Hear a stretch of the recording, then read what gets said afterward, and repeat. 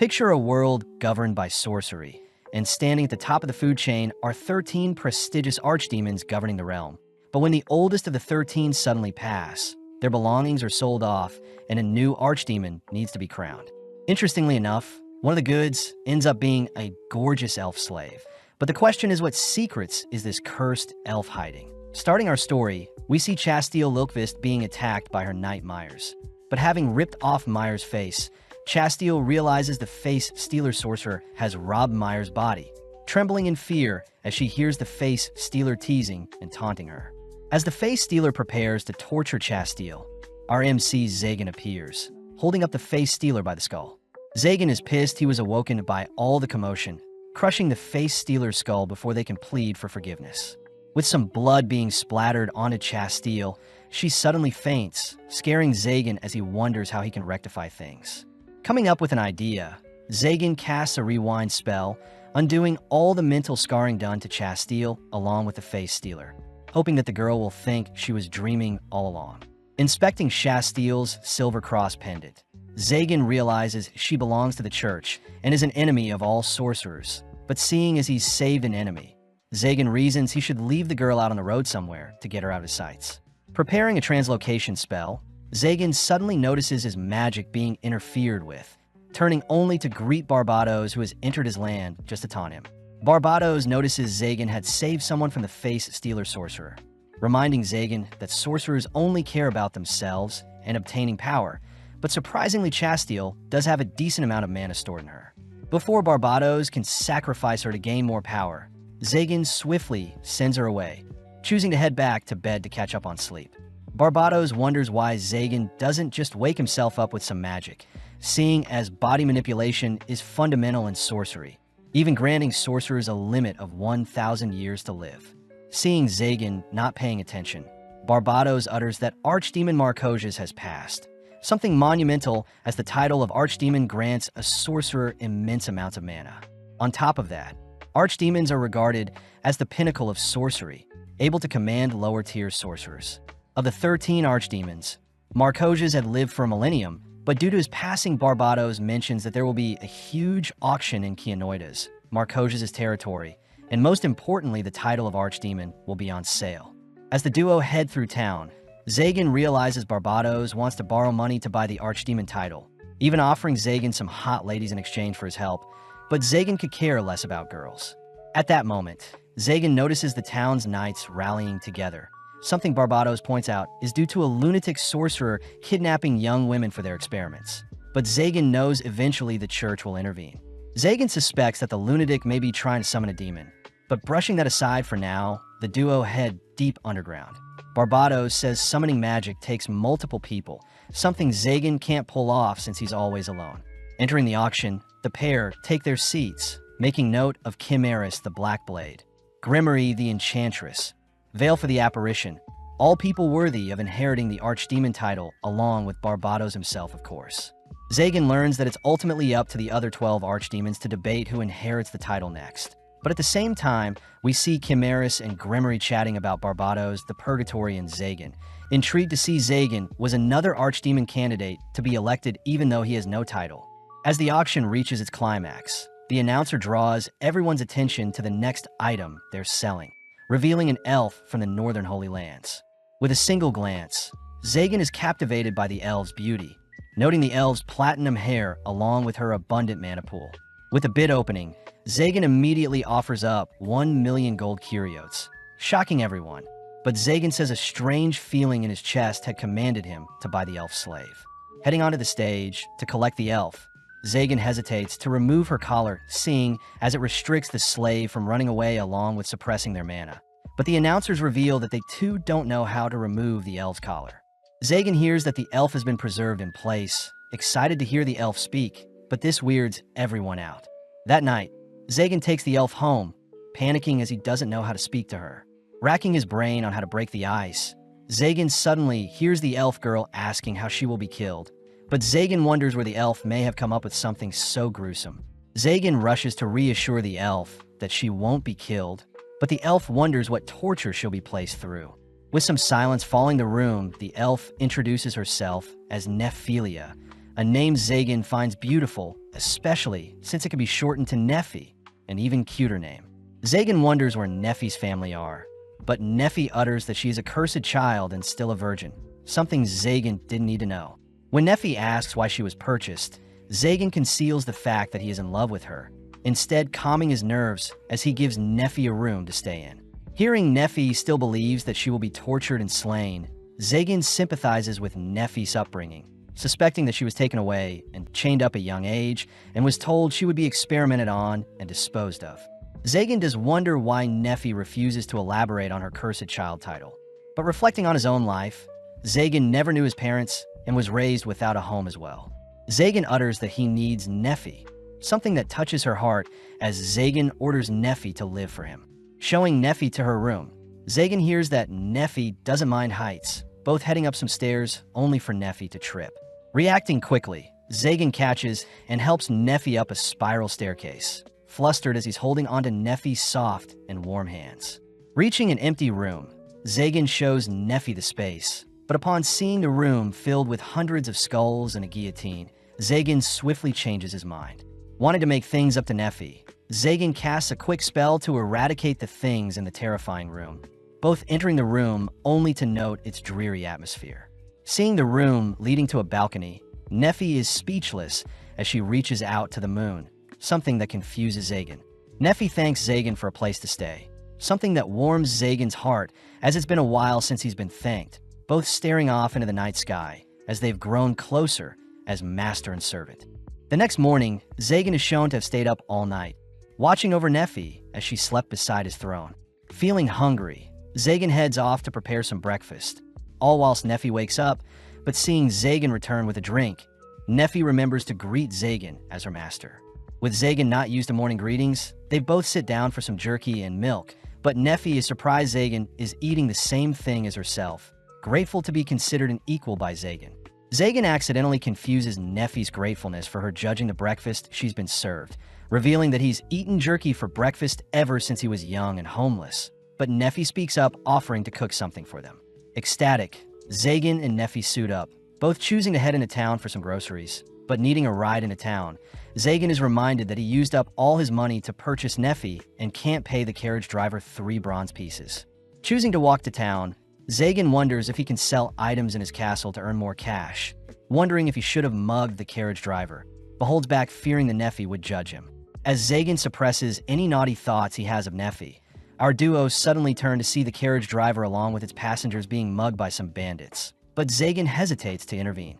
Seeing Nephi traumatized by the attack, Zagan fires off a warning shot to the bandits. But when the boss of the bandits rushes Zagan with their axe, Zagan surprises everyone when he catches the axe, shattering it only to flick away the boss. Seeing Zagan as a formidable opponent, the bandits call for their backup, all watching as a hired mage appears. The mage is impressed to see a fellow sorcerer helping others, but getting to work the mage swiftly consumes the battlefield with a fire spell. Spotting the mage trying to sneakily cast another spell with a magic circle, Zagan counters by dispelling the fire first. But when the mage attempts to activate his magic circle, Zagan reveals that he has taken control of the magic circle, using it to fire a lightning bolt at the mage. Turning to the bandits, Zagan scares off the men, turning to reassure Nephi that everything is fine now. But Nephi is clearly speechless. Nephi is amazed at Zagan's skills, something that prompts the carriage driver along with its other passengers to ask Zagan to help protect them whilst they ride into town, offering up a bag of silver. Zagan is surprised at how well he's being treated, seeing as sorcerers are normally the bad guys, but seeing Nephi being treated so well, Zagan agrees to protect the carriage. As the duo ride on the back of the carriage, Nephi asks why Zagan would help others, but knowing he only wanted to show off to Nephi, Zagan instead utters that he had to dominate some bandit scum. Having made it to town, Zagan asks if Nephi wants anything, but seeing as Nephi is okay with using anything lying around in the castle, they set their sights on some groceries. Entering a clothing store, Manuela reluctantly greets Zagan, seeing as he's a sorcerer, but seeing as Nephi is in need of a fit, Manuela sparks up. Manuela does make note of Nephi's collar, but as Manuela drags Nephi off to get changed, she gleefully reveals a kinky outfit that makes Zagan blush. Zagan demands that Manuela give Nephi a more normal outfit, watching as the girls re-enter the changing room only to unveil a nicely suited maid outfit. Manuela says the boots have healing magic applied to them to help with exhaustion. But fearing that Manuela may give her another revealing dress, Neffy graciously accepts the maid outfit. As the duo leaves, Manuela pulls Neffy aside, whispering that Zagan really does care for her. But having visited a blacksmith, Zagan asks if Neffy's collar can be removed. Neffy is surprised at the sudden request, but Zagan reasons that the collar shows that Neffy is still Archdemon Marcosius' property, something that flusters Neffy. Taking a look at the collar, the blacksmith recognizes the collar to be ensorcelled, meaning it is trapped, and if not removed properly will take Neffy's head off. Seeing as the blacksmith isn't qualified, Zagan hears that he needs a key to unlock the collar, an item most likely still in Marcosius' manor. Thanking the blacksmith for the advice, Zagan goes to pay for the intel, but the blacksmith refuses the money, reminding Zagan that he had saved him in the past. The blacksmith utters that Zagan had protected him and his daughter from a monster once, but Zagan reasons that he must have saved the blacksmith by accident. With Zagan heading off, he is weirded out by how nice people are to him, all whilst the blacksmith thinks about how warm and approachable Zagan seems lately. Spending the rest of the day shopping for groceries, but seeing as the sun is setting, Zagan treats Neffy to some homely tavern food. Neffy reminds Zagan that she can simply run away if her collar were to be removed, but even though Zagan knows it's a possibility, he still wants to rid Neffy of the collar.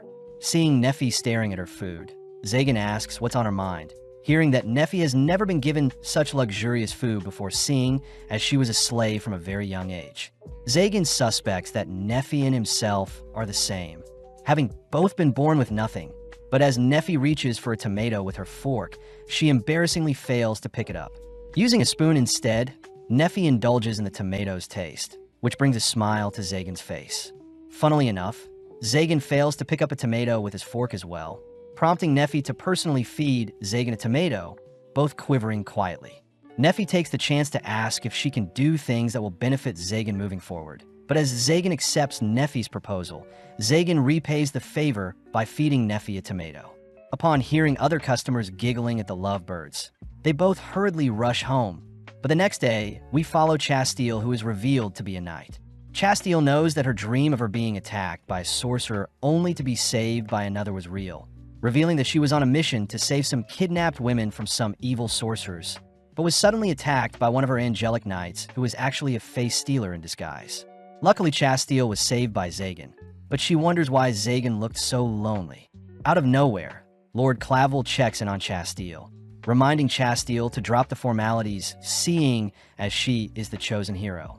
Chastille apologizes for losing 4 angelic knights in her previous mission, but Clavel reassures Chastille that it's fine, instead revealing that their investigations have led them to believe that Zagan himself must be behind the kidnappings of several girls.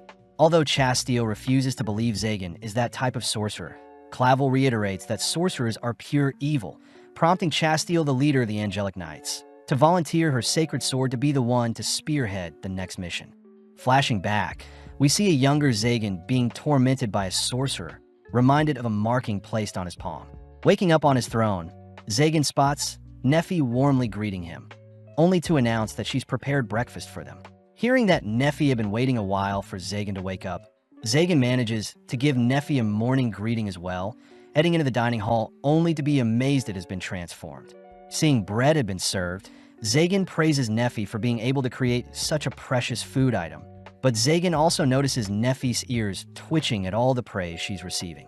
Sitting down, Zagan hears that Neffy only prepared food for one person, but instantly Zagan offers up half of his meal, even ordering Neffy to sit on his lap to eat at the same time as him. As the two take turns feeding each other, we cut to several days later where Zagan is busy studying, but when Neffy enters the room, she asks what the magic circles inscribed onto the pieces of paper are. Zagan is surprised that Neffy can't use elven sorcery, even though she is much more potent mana than average, but Zagan simply utters that magic symbols are the foundation of magic. Apparently, the symbols could represent the language of the gods or an emblem pact with the demons. But regardless, a symbol encased in a circle creates a blueprint known as a magic circle. As Zagan infuses the magic circle with mana, some lightning bolts emerge, impressing Neffy. Zagan adds that more symbols can be added and the overall shape and size of the magic circle can be altered to produce different effects, showing off an even greater lightning spell. Zagan points out that magic circles alone can be used by anyone, explaining how he was able to take over another mage's magic circle, but by adding a restriction to only allow the original creator of the magic circle to use it. Sorcerers create a new magic circle called Circuit. Nephi wonders if the center of a magic circle could be packed with symbols, impressing Zagan as he reveals that adding a second circle into the center of an existing spell would normally disrupt both spells. But if a sorcerer can fully control their mana flow, such a thing would be possible. Nephi realizes that someone who could add their spell to an existing spell could technically cancel out any spell. Someone Zagan confirms would be completely invincible, but Zagan states that such a thing is purely theoretical. Nephi wonders if anyone can learn sorcery if they have the knowledge, learning that knowledge is king among sorcerers and is an item normally protected. Zagan chooses to tease Nephi a bit for being so curious, but Nephi gets excited seeing as Zagan is so willing to share such valuable information. But Nephi does wonder what Zagan plans to do with such knowledge and power. Zagan admits he never really thought about it, since he only wants to survive, revealing that he grew up with nothing and had to steal to survive. But one day, he was captured by a sorcerer. Luckily for Zagan, he managed to slay the sorcerer that captured him, and ever since grew stronger to fend for his own. A tragic tale that Nephi empathizes with, seeing as she could never fend for herself. Seeing Nephi so vulnerable, Zagan offers to teach Nephi more on sorcery, but suddenly Zagan detects intruders on his property. Seeing as he'll have to deal with the intruders, Zagan warmly asks Nephi to start preparing dinner for the both of them. But as we cut to Chasteel and her 3 knights, they all report that a barrier is protecting Zagan's property. Unsheathing her sacred blade, Chasteel easily cuts down the spell protecting Zagan's castle. But right on cue, Zagan appears annoyed that people are visiting without his knowledge. Spotting Chasteel's blade, Zagan recognizes it as one of 12 sacred blades that slain the Lord of Fiends, weapons that are idolized by the church. Zagan does wonder why a young girl is wielding such a powerful weapon, suddenly remembering that she was the girl he had rescued prior. Wanting the knights to leave, Zagan fires off a warning shot, but instantly the knights form a barrier to protect Chasteel. Zagan is impressed by the knights' reinforced armor, but seeing one of the knights rushing him with an axe and shield, Zagan rails the knight with a devastating fist, easily knocking out the attacker. Although Zagan gives the knights another chance to leave, a sword-wielding knight chooses to attack, but Zagan easily severs the knight's blade only to knock them out with a flick. Before Chasteel can attack herself, Zagan holds one of the knights hostage, convincing Chasteel to lay down her blade. Zagan reminds Chasteel that he'll allow her to turn tail and run home alone, but calling Zagan's bluff, Chasteel picks up her blade only to rush towards Zagan. Swiftly erecting a barrier, Zagan has his shield shattered in an instant by the sacred sword, noting how Chasteel's armor is empowering her strikes. As Zagan continues to dodge Chasteel's strikes, Chasteel demands to know why Zagan isn't fighting back. But Zagan notes how close in age Nephi is to Chasteel refusing to hurt such a young girl. Chasteel cries that sorcery is used to oppress others, but Zagan fires back by stating that Chasteel's armor and sword could easily be used for the same evil acts, triggering Chasteel as she slashes at Zagan, but Zagan evades only to pin down Chasteel's blade. Zagan calls out Chasteel for being a hypocrite, but even though Chasteel doesn't deny it, she forcibly pulls her blade out from Zagan's feet, only to thrust it through Zagan's barrier. Luckily, Zagan had caught the blade with his palms, but unleashing the true power of her blade, Chasteel manages to toss Zagan around, even restricting his healing with her blade. As Chasteel rushes in for the killing blow, Zagan quickly catches the blade, declaring that Chasteel must die, but surprisingly Chasteel offers to fake Zagan's death if Zagan is willing to return to being a normal human after. Zagan is surprised that an angelic knight is helping a sorcerer, but Chasteel could tell that Zagan never intended to slay her knights, plus she still needs to pay Zagan back for saving her life. Zagan knows that Chasteel will be heavily punished if the church found out about her helping a sorcerer, but before Zagan can think of something else, Nephi cries out for Zagan. Seeing as Nephi is with Zagan, one of Chasteel's knights tosses a spear at Nephi, but with no other choice, Zagan rushes to tackle Nephi out of the way, using his palm to absorb the strike. With Zagan reassuring Nephi that he's fine, a sudden cold breeze can be felt in the surrounding air, revealed to be Nephi who unveils her powers, pissed that her master has been hurt. In mere moments, Nephi orders for hundreds of roots to bind and constrict the knights, but luckily Zagan stops her before things get out of hand. That night, Nephi patches up Zagan's wounds, relieved that Chastille and her knights had retreated for now. When Zagan asks about the power Nephi used, Nephi states that it's not magic, refusing to elaborate further.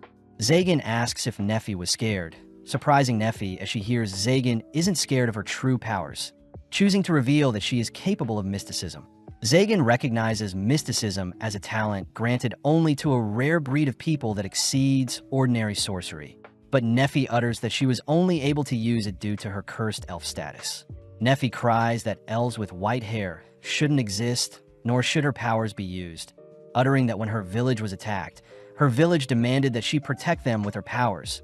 But having been shunned by her village for so long, Nephi allowed herself to be captured, all whilst her village was left to fend for herself.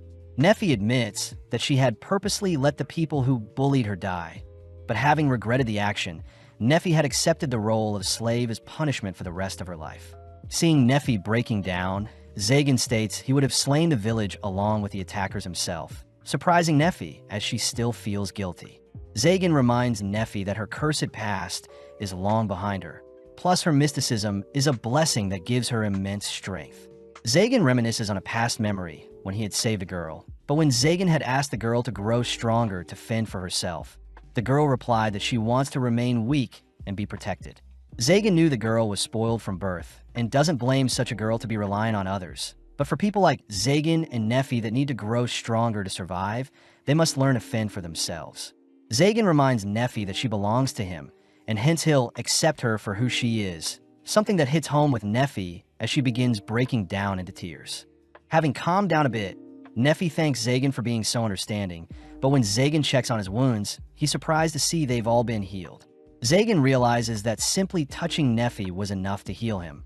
But as the two head off to bed, Zagan awakes in the middle of the night, hearing that Nephi wants to sleep together with him. Embarrassed, Zagan suppressed his naughty thoughts, finding it adorable that Nephi is worried he won't get good sleep whilst resting in his throne. Sadly, Zagan states that he can't leave the room, seeing as it's the central point of his castle, but Nephi instead offers Zagan a lap pillow. Immediately accepting the offer, Zagan hears Nephi is simply repaying Zagan for his kind words earlier, reminding Zagan to offer to teach Nephi more sorcery, seeing as she still struggles to control her mysticism. Hearing that she can protect her master if she learns to control her mysticism, Nephi immediately accepts, something Zagan finds adorable, but Nephi does feel bad, seeing how sad Zagan looked when he told his story earlier. As Nephi gives Zagan a warm hug, Zagan tears up for a moment. But as we cut to the next day, we see Barbados rushing to check on Zagan, having heard he was attacked by the Angelic Knights. Barbados is impressed Zagan survived when the knight was wielding a sacred sword, but having been served some tea by Nephi, Barbados demands to know why she hasn't been sacrificed yet, accusing Zagan of doing unspeakable things to her. Sadly, Zagan corrects Barbados, stating that Nephi is his apprentice, something that convinces Barbados to back off. Barbados asks if Zagan is after the Archdemon's seat, something Zagan knows would be useful to help protect and free Nephi. But seeing as it's only been a decade since he became a sorcerer, Zagan is willing to relinquish the seat to a more qualified sorcerer. Barbados wonders if Zagan has grown soft because of Nephi, but hearing Zagan continue to call her his apprentice, Barbados chooses to leave. Nephi wonders if Zagan considers Barbados a good friend, but changing the topics, the duo head to repair the castle's barrier, only to start on Nephi's sorcery classes. As days pass by, Nephi continues to tidy up the castle, warming Zagan's heart as he appreciates having company for once. But sadly, Nephi's control over her mysticism still isn't so great. With several weeks passing, Zagan is impressed Nephi had managed to craft a decent magic circle, wondering how powerful Nephi would be if her mana was unsealed. But as a month passes by, Zagan suddenly receives a summon from the 12 Archdemons. Leaving for Chianides, the trading hub, Zagan heads underground to Markosia's lair, noting the disturbing atmosphere as he stands before the 12 Archdemons. As the Archdemons speak, their pressure begins overwhelming Zagan, but the Archdemons slowly utter that Zagan is by far the youngest sorcerer they've encountered in a while, but seeing the Archdemons talking amongst themselves, Zagan arrogantly asks to leave. Impressed, the Archdemons reveal that Zagan has been elected to inherit the 13th seat, showing off the Archdemon brand that Markosia's left behind. The Archdemons state that the emblem will grant Zagan immense power. Power Zagan can sense is on par with the 12 Archdemons, but Zagan demands to know why he was selected out of everyone. The archdemons state that the first sorcerer Zagan slain, Andrus the Accursed, was no pushover, yet Zagan managed to defeat the man at only 8 years old. The archdemons reveal that they know of Zagan's ability to perceive and copy any spell with a single glance, something Zagan wished he kept more secretive, but the archdemons have recognized such a skill worthy of the archdemon title. The archdemons believe that Zagan will become the strongest sorcerer to live, but Zagan wonders why he can't just slay and rob the archdemons standing before him of their powers as well. As the room erupts into laughter, a white-hooded archdemon warns Zagan to be more careful with his threats, reminded that they are able to rid Zagan of Nephi, plus they could strip Zagan of his memories and existence entirely. Overcome with despair, Zagan snaps himself out of his slump, reminding himself that the path of a sorcerer was decided from the very beginning. Seeing as he can't drag Nephi into his dark future, Zagan requests something of the archdemons. But when the archdemons gladly comply, Zagan graciously accepts the 13th seat amongst the archdemons. That night, Nephi prepares some stew only to notice Zagan returning home, gleefully calling out to him. Boldly, Zagan shows off his new status as an archdemon, something Nephi congratulates Zagan for achieving. Zagan also takes out the key to Nephi's collar, choosing to unlock her collar. But before Nephi can say anything else, Zagan orders Nephi to leave his sights. In mere moments, Nephi awakens in a random alleyway, reminded that Zagan had set her free, but she feels lost seeing as Zagan has abandoned her even though he had promised she could stay with him forever, plus she wanted to see his reaction to his favorite stew. Having been sitting in an alleyway for a while, Nephi hears a voice calling out to her, but seeing as Chasteel has randomly discovered her, Nephi reasons that Chasteel is here to end her life. Although Chasteel says she is only passing by, Nephi insists on being put out of her misery, but as a crowd forms around the girls, they wonder if Nephi is being bothered. Out of nowhere, Manuela appears, demanding Chasteel leave Nephi alone, but with the crowd roaring for Chasteel to leave, Chasteel falls to her knees. Luckily, Nephi defends Chasteel, who has already begun crying, but to make up for things, the girls decide to visit the nearby tavern. Manuela suspects that Chasteel has evil intentions, but Nephi reassures Manuela that Chasteel is fine. When the waitress serves Nephi some food, Nephi apologizes since she doesn't have any money, but Manuela says the meal is on her. Tasting the stew before her, Nephi is reminded of the stew she was about to serve Zagan, uncontrollably breaking into tears as she wonders why Zagan abandoned her. Manuela manages to calm Nephi down by lending her chest to rest, but having satiated her hunger, Nephi explains that Zagan had kicked her out without an explanation. Nephi does mention that Zagan said something about an archdemon, a title the girls know is only given to the strongest of sorcerers, and that their very town was once protected by Marcosius himself. Sadly, once he passed, strange kidnappings had begun to happen, but Manuela says the church should have caught the face stealers that supposedly were behind the kidnappings. Manuela does point out how annoying it was for the church to demand funds to help with operation cost, accusing Chasteel of being no good, but Nephi once again defends Chasteel. Chasteel reminds the girls that archdemons are the symbol of evil and the sworn enemies of the angelic knights. And seeing as there are only 12 sacred sword for 13 archdemons, the church tends to strike when a new 13th archdemon is elected to ensure an even fight afterwards. Nephi realizes Zagan must be protecting her, but when Chasteel asks if Zagan is the one behind the kidnappings, Nephi confidently states that Zagan would never do such a thing, seeing as he tends to protect the weak. Chasteel does admit that Zagan was holding back when they fought as well, something that pleased Chasteel, but Chasteel does utter how Zagan looked very sad when he first saved her. Impressed that someone else recognizes how lonely Zagan was, Nephi grins from cheek to cheek as Nephi says she'll return her master. When the girls try to stop her, Nephi proudly declares that she'll stay by Zagan's side, inspiring Chasteel to help escort Nephi, seeing as she suspects someone is impersonating Zagan and kidnapping people. Nephi is surprised that Manuela has helped her resolve her issues, surprised to be considered a friend by Manuela, but Chasteel shyly asks if she could be their friend as well. Gladly accepting Chasteel as a friend, the three girls hug it out, but out of nowhere Chasteel's knights enter the tavern, drawing their swords as Nephi is present. Before the men can attack, a dense ooze engulfs the girls, prompting Manuela to fly away, but the voice of Zagan demands that the knights visit his castle if they want Chasteel back. Cutting to later that night, we see Zagan has trapped 3 knights intruding on his land again, reminded of the times he spent with Nephi, but is relieved to know Nephi is at least away from danger. As Zagan turns to leave, one of the knights beg for Chasteel to be released, but having no idea what they're saying, Zagan spots Manuela arrive on the scene. Manuela cries that Nephi and Chasteel have been kidnapped, shocking Zagan as he blames himself for exposing Nephi to such danger. But Zagan hears Manuela crying out that Nephi deeply cares for Zagan, and it hurts her more to be apart from him. Realizing he was wrong to assume what was best for Nephi, Zagan declares he'll erase whoever lays their hands on Nephi, immediately conjuring a magic circle only to offer Manuela and the knights to join him. Having already identified the culprit, we cut over to Nephi and Chasteel, who have awoken chained up to a wall, restricted by collars that negate their mana. With Nephi unable to use her mysticism, the girls suddenly notice a figure approaching, revealed to be Barbatos himself. Nephi thought Barbatos was Zagan's friend, but Barbatos corrects Nephi, revealing that the Andrus, the first sorcerer Zagan ever slayed, was actually Barbatos' master. Barbatos admits that he would have slain his own master if Zagan didn't do it, but Barbatos is jealous of Zagan's castle, filled with valuable knowledge along with all the money Zagan had, something Barbatos is deeply jealous of. Barbatos reveals that he had tried assassinating Zagan in the past, but nothing seemed to work. Even a false trail that led the Angelic Knights to attack Zagan didn't work, making Chasteel realize that Barbatos was the one impersonating Zagan. Barbatos orders Chasteel to be silent, stating that the Face Stealers have inspired him to make a sacrifice that will surely grant him the 13th seat amongst the archdemons. But Nephi utters that Zagan has already ascended into an archdemon.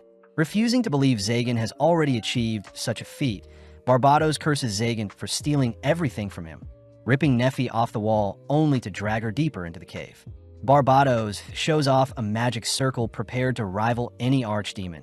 But as Barbatos declares Nephi as a tool he'll be using to activate the magic circle, Nephi remembers the valuable time she shared with Zagan, fighting back against Barbatos with her might.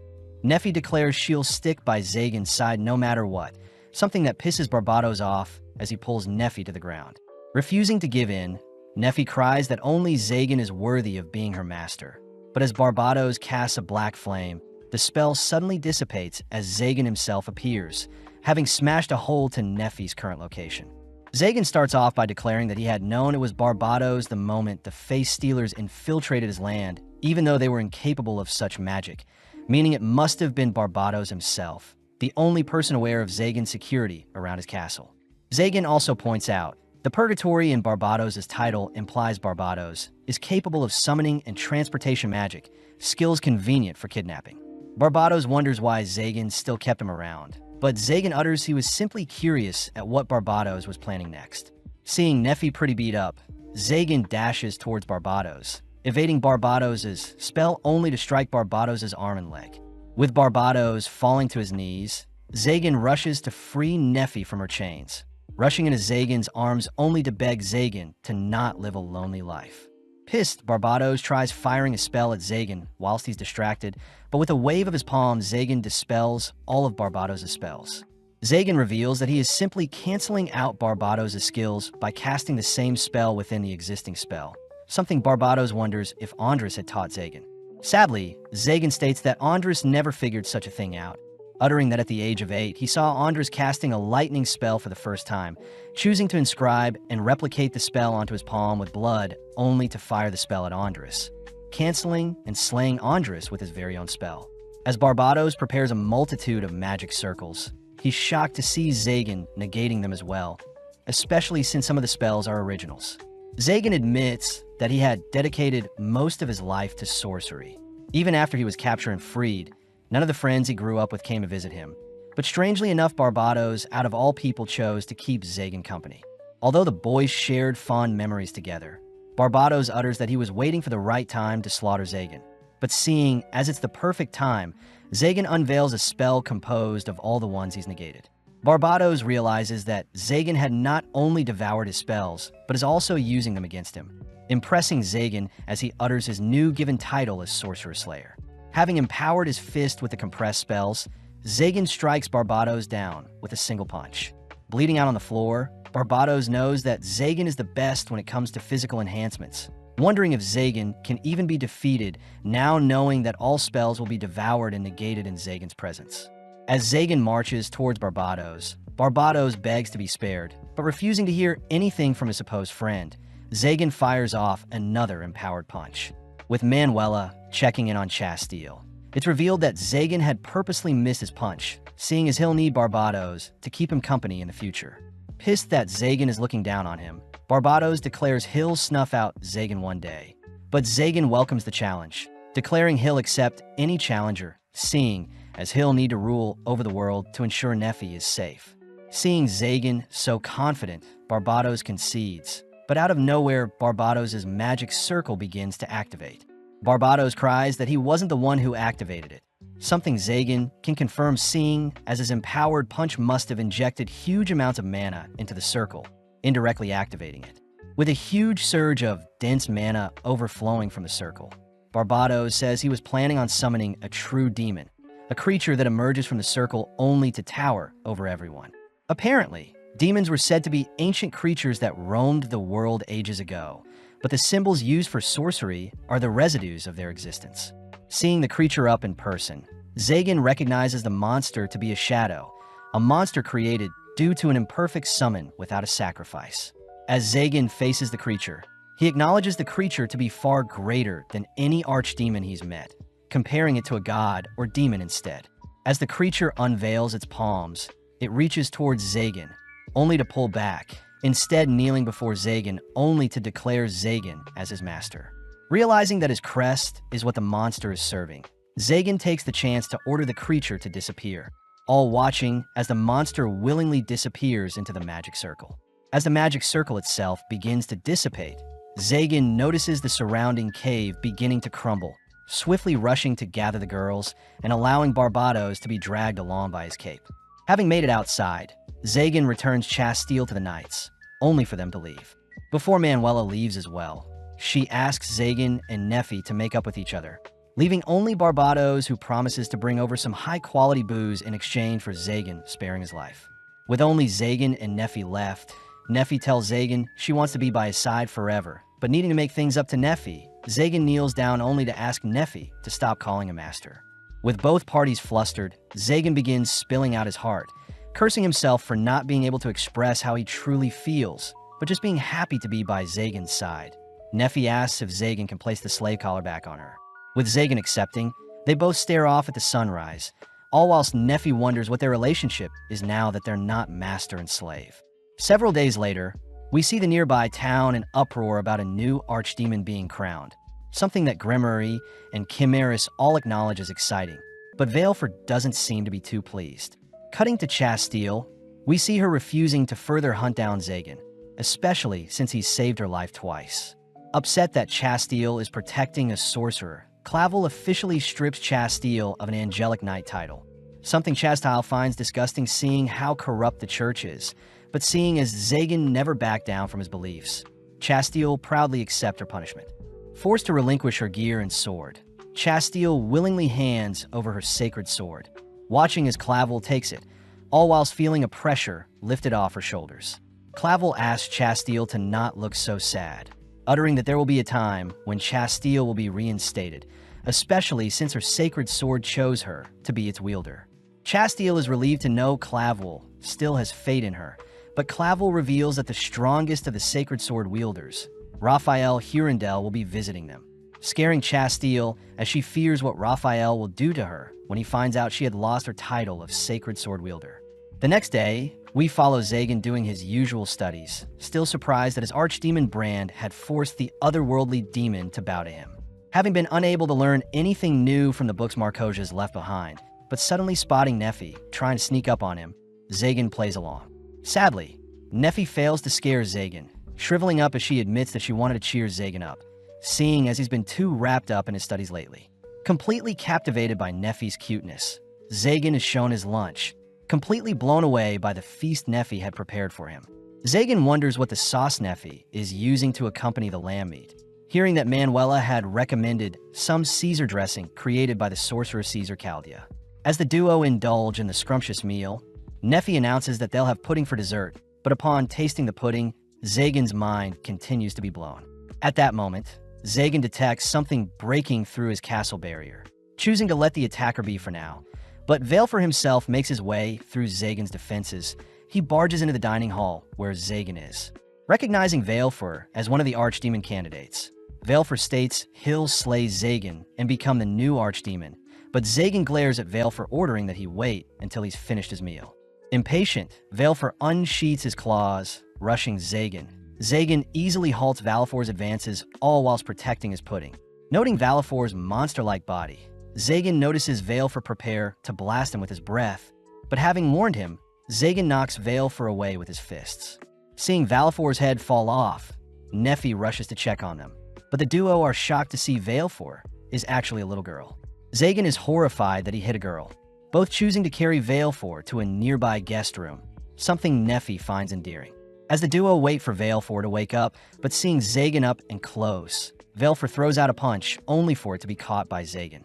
Zagan orders Valefor to thank Neffy for sparing her life, but Valefor wonders why Zagan would spare her even though they're enemies.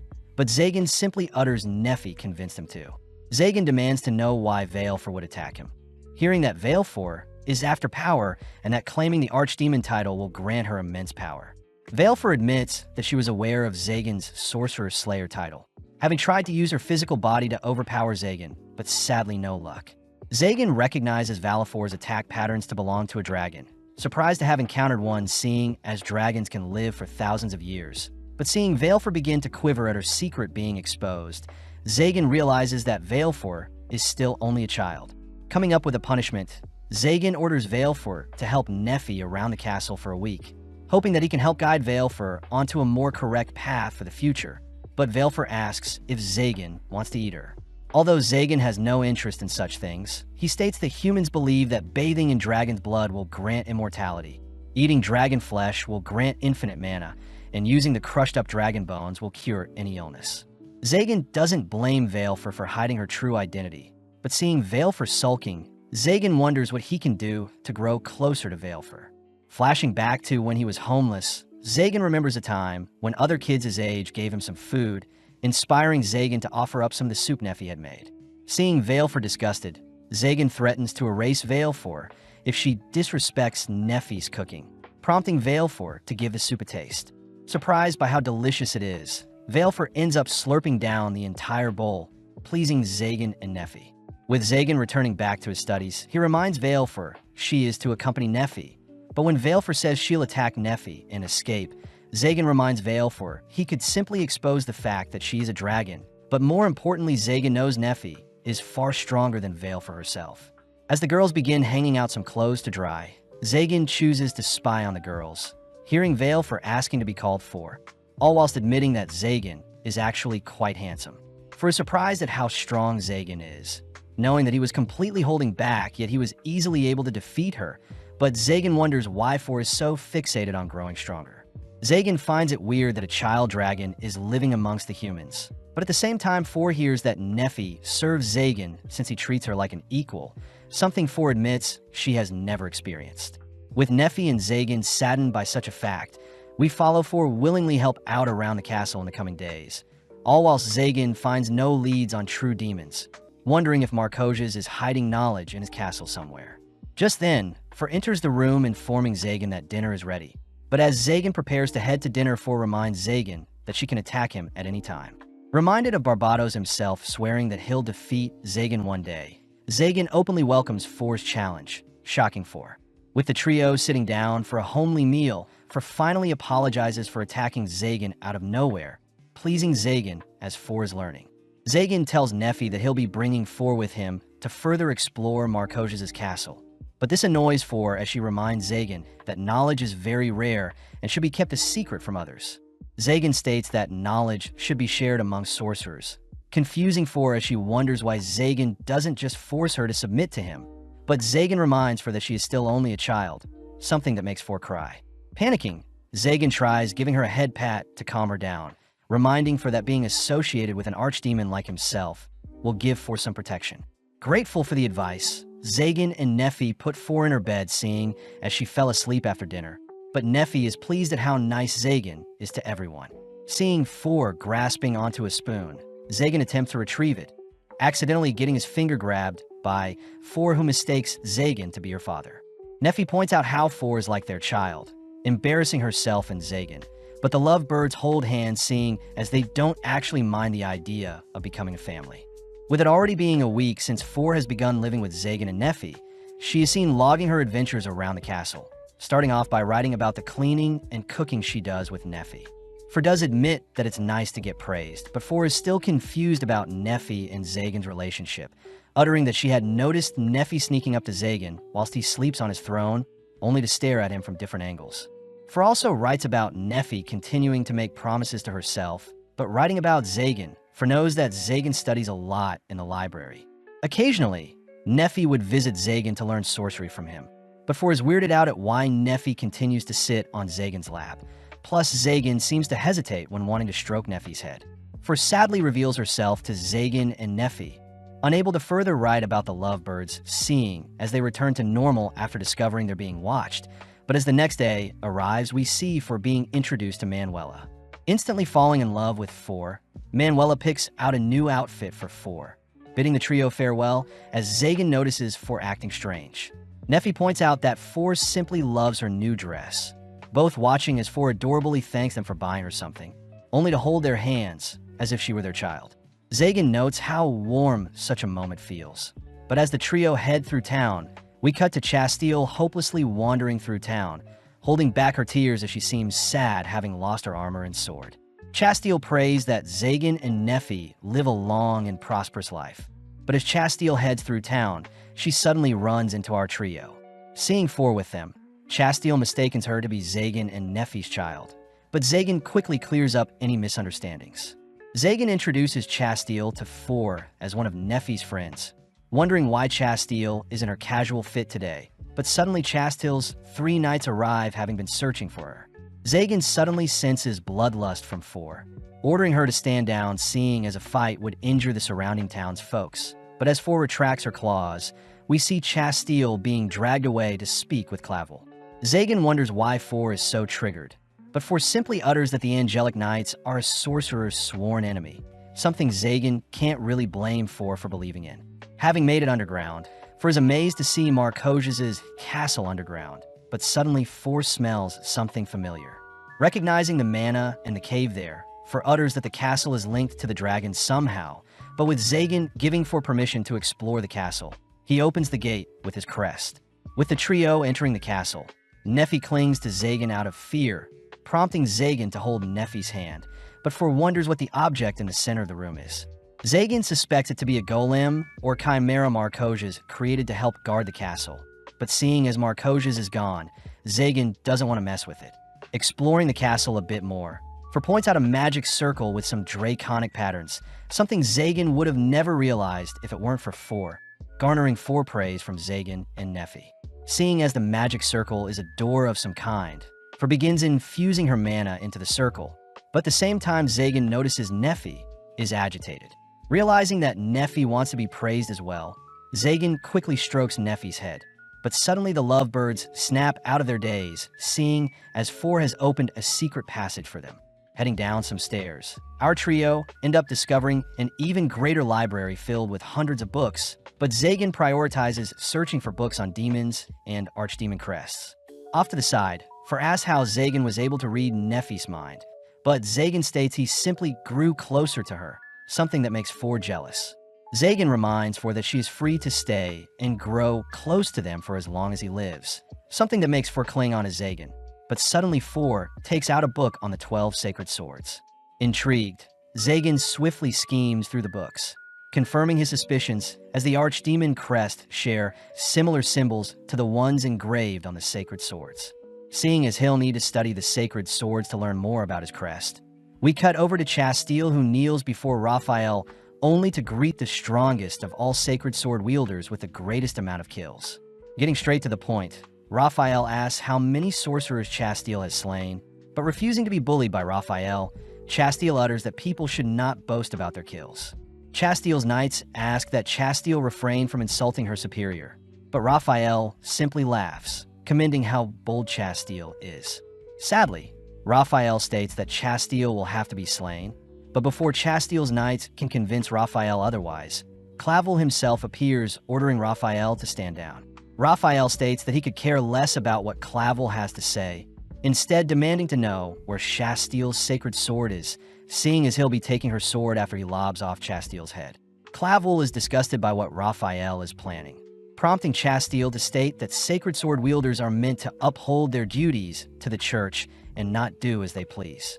Annoyed by Chastiel's words, Raphael draws his sword ready to cut down Chastiel, but suddenly Clavel orders Raphael to halt, choosing to reinstate Chastiel's sword, seeing as she'll need it if Raphael ever attacks her. Chastiel is weirded out, seeing as Raphael had left only after she had reclaimed her sword, receiving a strange letter later that evening. That night, we see Zagan being grilled by Barbados for taking an Emir child. Zagan mentions how the girl is a sorcerer Barbados is acquainted with, but as Barbados racks his brain for who it could be, he mentions rumors of Vale for being a dragon, completely failing to realize that the little girl is Valefor.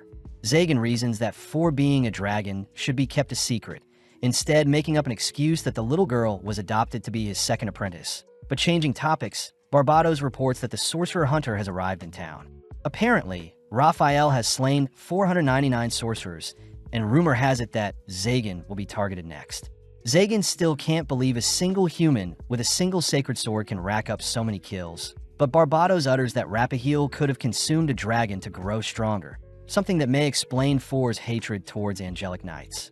As the boys share some more booze, Zagan says Barbados can borrow some books from Arcosius' castle. But as the boys chat more about Raphael, we see Raphael marching up to them from behind, only to draw their attention with his absurd aura.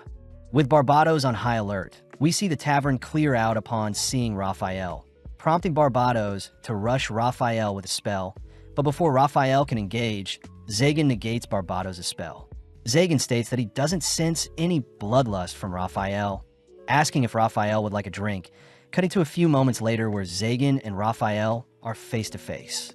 Zagan asks what a dragon slayer would want from an archdemon, but Raphael simply utters he wanted to meet Zagan, seeing as he had saved Chastiel a few times. Zagan continues by asking why a man who has slain so many sorcerers is willingly having a drink with one. But Raphael states he was merely doing his duty, confusing Zagan as Raphael doesn't seem that hostile. Raphael takes the chance to ask if Chastiel was a strong opponent when he faced her, but when Raphael hears that Chastiel was the strongest Zagan had faced so far, Raphael warns Zagan that the church may be after Chastiel. Weirded out by Raphael's warning, Zagan hears that Chastiel has been abandoned by the church since she refused orders, but just like that, Raphael takes his leave. Still in awe as to why Raphael had told him such a thing, Zagan warns Raphael to not step out of line, something that amuses Raphael, seeing as Zagan is very scary. Heeding Raphael's warning, Zagan asks Barbados to check on Chastiel, offering up some extra books in exchange for the help. Reluctantly, Barbados teleports away, leaving Zagan to return to his castle only to greet Nephi, who had been waiting for him. Adorably, for had also tried staying up to greet Zagan when he returned, but sadly she fell asleep first. Zagan praises For working so hard every day, glad that she has found people she can spend her life with, but Zagan is more curious as to who may have slain For's parents. Hearing Nephi promising to live alongside Zagan forever, the two lovebirds catch a glimpse of each other's beauty, both leaning in close for a kiss, but suddenly Barbados interrupts. Having visited Chastiel, Barbados shows off Chastiel knocked out with some poison, prompting Nephi to place For aside as she rushes to cure Chastiel. Having awoken from the commotion, For notices Chastiel in possession of a sacred gear, triggered by the presence of an angelic knight. Bearing her claws, For rushes Chastiel, but luckily Zagan intercepts the strike. For demands to know why Zagan is standing up for an angelic knight, revealing that her father was slain by someone wielding a sacred sword, but Zagan points out that Chastiel couldn't have been the culprit. Zagan states that creating unnecessary enemies is a foolish thing to do. Plus, in order to truly enact her revenge, Zagan instructs For to track down the real culprit and torture them. Seeing as Zagan is right, For retracts her claws, cutting to a few moments later where Chastiel has awoken from her slumber. Hearing from Zagan that Nephi cured her, Chastiel suddenly remembers receiving a cryptic letter that led her to a cloaked figure that mentioned that they were a faction in the church that wanted to coexist with sorcerers. Chastiel says she never saw the cloaked figure's face, but recognized their voice, but was surprised when the figure offered to protect her, making her wonder if they are acquainted with Clavel. The figure states that Chasteel will have limited time to make a decision, but the figure does ask Chasteel to cry for Oroba if she ever needs help, the figure's supposed leader. With the figure leaving, Chasteel had returned back to her office, noticing some tea that had been served to her, but unknowingly the tea she drank had been poisoned. Luckily, Barbados had rescued her, but Zagan asks if Chasteel suspects anyone of the poisoning attempt, both ruling out Raphael, seeing as he could have cut down Chasteel instead of poisoning her. With Zagan permitting Chasteel to stay for a bit longer, he prepares to leave, but Chasteel asks for Zagan to keep her company. Zagan says Nephi is more qualified for the job, but seeing as Nephi is asleep, Zagan agrees to read a bit whilst in her room. Chasteel scolds herself for trying to make a move on Zagan, but having easily fallen asleep, Chasteel is forced to don a maid outfit the next day, seeing as she'll have to work if she wants to stay at the castle. Spotting Four glaring at her, Chasteel tries to make friends with Four, but Four cries that she doesn't want to speak with Chasteel, running off. Zagan tells Chasteel about Four's parents being slain by a sacred sword user, asking Chasteel not to feel guilty seeing as it was out of her control, but later that day Chasteel's scream can be heard all over the castle. Zagan finds it funny that Four has pranked Chasteel with a frog, but Chasteel wonders why Zagan is so soft around Four. Zagan voices how relieved he is that Chasteel is more calm than she was last night, surprising Chasteel seeing as Zagan cares for her. But later that night, we see Four giving Chasteel the nickname of Tailhead in her logbook. In the coming days, Four continues to prank Chasteel with various creatures. But as Four continues to log her pranks in her logbook, Zagan suddenly asks to speak with Four. At the same time, we see Chasteel and Nephi decompressing with a warm bath. Amazing Chasteel as the castle is quite massive, but Chasteel flusters Nephi when she wonders if Zagan bathes with Nephi when they're alone. Zagan is seen reminding Four to go easy on Chasteel, suspecting that Four needs to leave and deal with personal things. But Zagan reminds Four that she is always welcome to come back anytime. That night, we see Four reliving the moment when her father was slain by a sacred blade user, suddenly waking up only to sneak into Chasteel's room with her claws drawn. Luckily, Zagan has convinced Four to leave Chasteel be. But as Zagan sleeps on his throne, he's suddenly awoken by Nephi, who reports Four has disappeared. Flashing back, we see Four grateful to be so warmly accepted by Zagan and Nephi, but knowing that she must still enact her revenge, Four finishes the final page in her logbook only to finally leave the castle. With Four heading underground towards Marcosius' castle, we see a mysterious figure tailing her, but having made it to Marcosius' castle, Four is able to open the castle gate, seeing as Zagan has granted her access. Out of nowhere, Raphael speaks up, amazed that such a castle could exist underground. But upon seeing Raphael's sacred sword, Four recognizes him as the man that slayed her father. Immediately baring her fangs, Four rushes towards Raphael, but seeing Raphael draw his blade, Four admits she never stood a chance to begin with. Before the blade reaches Four, Zagan appears, intercepting the sword. Zagan utters that it was thanks to Barbados that he was able to teleport here, but Zagan reminds Four to rely on others and not bottle things up, something Four apologizes for doing.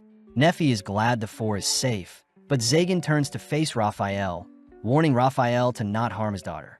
Raphael seems strangely afflicted by such a fact, watching as Zagan prepares to cast a spell, but refusing to lose so easily.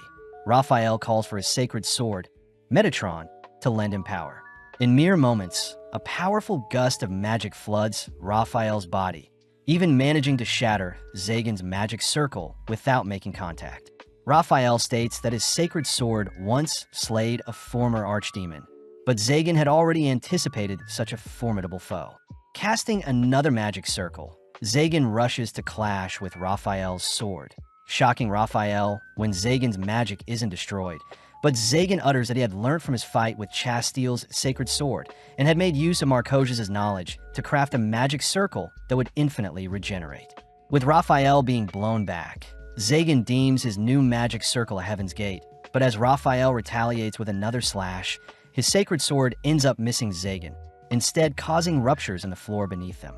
Having had enough, Zagan slaps Raphael around with his heaven's gate, but Raphael manages to destroy the magic circle with 3 swings of his sword, forcing Zagan to empower his fist as he lands a devastating punch onto Raphael's stomach. Having been blown through the entrance of Marcosius' castle, Zagan reasons that no ordinary human could have survived such a beating, but monstrously Raphael is seen getting back up, ready for another fight. At the same time, Chasteel checks on Nephi, hearing that Zagan is making use of Barbados' portal to save Four. But hearing that Zagan is fighting someone, Chasteel prepares to travel through the gate and assist Zagan. Suddenly pausing, Chasteel realizes that she may only be a burden, plus Chasteel can't outrightly assist a sorcerer, seeing as she is an angelic knight. Seeing Chasteel filled with turmoil, Nephi gives Chasteel a hug, reminding her friend that it's completely fine to be selfish at times, something that finally convinces Chasteel to side with Zagan. As Chasteel leaps through the portal, we cut back to Zagan, who notices Raphael mysteriously regenerating all his wounds, something Zagan confirms to be the work of devouring a dragon. For states she could never forgive Raphael for slaying her father, the sage dragon Oroba, but this declaration shocks both Zagan and Raphael. Zagan wonders if Raphael is even capable of slaying such a powerful creature, but Four remembers the day when several sacred knights had sought out Oroba for help. When Oroba flew off with the knights, Four had decided to fly after her father, wondering what they were up to, but Four had accidentally stumbled onto the corpse of her father along with Raphael, devouring Oroba's corpse. Seeing as Oroba's daughter is before him, Raphael sparks up as he rushes to slay Four. But with Zagan halting Raphael's advance, Raphael simply attacks Four from another angle. Reacting in time, Four fires off a powerful beam to deter Raphael, buying enough time for Chasteel to appear, surprising Zagan as Chasteel had canceled out Four's spell and is evenly fending off Raphael's strikes. With both Raphael and Chasteel falling to their knees exhausted, Zagan demands that Raphael confess to wanting to be slain, having noticed that Raphael's bloodlust has dissipated ever since Oroba's name was brought up. Zagan also deduces that Raphael was the one who sent Chasteel the letter and offered her protection. But before Raphael can explain himself, a dense miasma fills the air.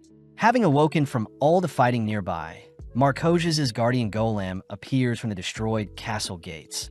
But the golem's figure reminds Zagan of the demon he summoned. Although the golem is only a replica, Zagan notices the creature absorbing the surrounding mana to fuel itself. But wanting to try something, Zagan flashes his crest only to demand that the golem disappear like the demon. Sadly, the golem seems unfazed, instead arching its face down, only to reveal a powerful beam attack from its throat. With everyone leaping away from the beam, we see Four frozen in place, unable to move out of the beam's trajectory. As the smoke begins to clear, we see that Raphael had protected Four with his body, pissing Zagan off as he casts another Heaven's Gate only to pummel the golem down. Rushing to check on Raphael, Zagan is horrified to see half of his body has been erased, but the wound is too close to Raphael's heart, something even his regeneration can't heal. When Raphael tries to stand up, Zagan orders Raphael to remain still, asking what sort of redemption is Raphael seeking. Seeing as it's the perfect time, Raphael asks if Four really believes he was the one who slayed Oroba, reminding Four that the great sage dragon could never be slain by a mere human. Raphael reveals that he had sought out Oroba's help with slaying a demon, creatures everyone believed to only be legends, but sadly the demons easily overwhelmed Raphael and Oroba, all disappearing with the looming threat of returning one day. Zagan confirms the demons do exist, having been studying all this time to come up with a countermeasure for them. But this pisses Four off as she wonders who she should hate now. Raphael orders Four to feel proud, seeing as her father gave his all to protect her world, but Raphael is willing to offer up his head if it means Four will be satisfied. Raphael reveals that their current world of the Sacred Sword users fighting off against the archdemons have no chance of fending off the demons when they return, and it was Oroba himself that asked Raphael to consume his blood to keep living. Raphael admits that his time is up, and he himself cannot carve a new world where the church and sorcerers are allied, seeing his blood-stained path. That is why Raphael wants Chasteel herself to spearhead their future missions. Seeing the golem getting back up, Zagan heads to dispose of it. But Raphael warns Zagan that the golem is a chimera made from a demon. Raphael recognizes the golem to house the demon corpse Oroba slayed. But seeing as he'll have to take the battle more seriously now, Zagan wonders how he should approach the golem. Chasteel asks for permission to join in on their fight, showing off her skills as an angelic knight as Chasteel ignites her blade only to run towards the golem. Seeing the golem firing a beam attack, Chasteel meets the beam head-on, buying Zagan enough time to decimate one of the golem's fists. Noticing a black essence floating in the air, Zagan realizes it must be the reason why the golem can continuously regenerate. But as Chasteel speeds up, she opens up another path for Zagan to strike. Inverting one of his spells, Zagan infuses the golem with a magic circle, suddenly activating a spell to incinerate the golem from the inside out. As the golem begins to perish, Zagan utters that he simply inverted his Heaven's Gate magic circle to make the golem implode, something that terrifies Chasteel. But Zagan is more amazed at Chasteel's swordplay. With both Zagan and Chasteel acknowledging each other's skills, Zagan gets to work stabilizing Raphael's wounds, giving Raphael the chance to explain that Oroba himself had wanted the angelic knights and sorcerers to one day unite as a singular faction. Hence the faction was named after Oroba. Raphael asks Chasteel to return to the church, stating that he'll deal with the people that tried to assassinate Chasteel, and only then will he offer up his head to Four. Four hears that Raphael considered Oroba as a grand ally, all watching as Raphael stumbles away. But Zagan is proud that Four was able to let go of her hatred, all being transported back home by Barbados. As the sun begins to rise, we see the gang being greeted by Nephi, who has been waiting for them. But as we cut to Clavel, he hears that Chasteel's knights have lost sight of her. As the knights leave, Clavel drops his mask, crying that he wants Chasteel dead, seeing as she has no right to assist the evil sorcerers.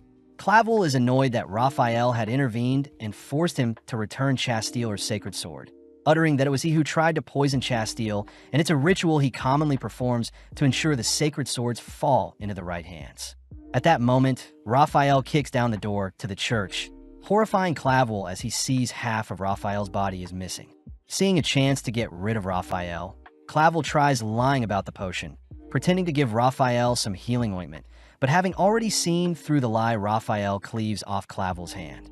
As Raphael jams his boot into Clavel's mouth, he puts Clavel down, stating that he'll be joining Clavel soon.